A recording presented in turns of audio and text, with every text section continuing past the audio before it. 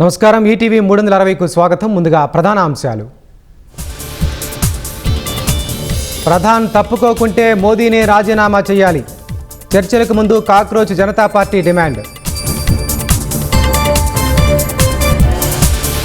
ధర్మేంద్రను cabinet నుంచి తొలగించాల్సిందేనన్న రాహుల్. విద్యార్థులపై దాడికి మోదీ క్షమాపణలు చెప్పాలని డిమాండ్. జంతర్ మంతర్ నిరసనల్లో 2500 మంది పాత నేరస్తులు. ఫేస్ రికగ్నిషన్ ద్వారా గుర్తించామన్న ఢిల్లీ పోలీసులు. నిరసనకారులపై విద్యుత్ షాక్, ఆయుధాలు, అటాక్ గన్స్ వాడొద్దు. ఆర్ఏఎఫ్ సిబ్బందికి ఆదేశాలు జారీ చేసిన సిఆర్పీఎఫ్. తాగునీరు, ఆరుతడి పంటలకే పుష్కర కాలువ, ఏలేరు నీరు. ప్రతి నీటి బొట్టును సద్వినియోగం చేసుకోవాలన్న మంత్రి నిమ్మల.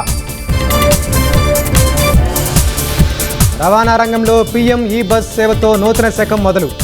3 నెలల్లో ఈ బస్సు సేవలు అందుబాటులోకి వస్తాయన్న మంత్రి మండిపల్లి.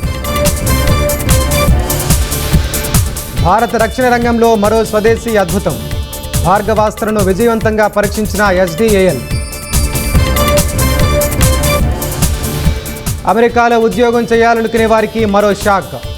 H1B వీసాల జారీ 3 ఏళ్ల పాటు నిషేధించాలని సెనెట్లో బిల్లు.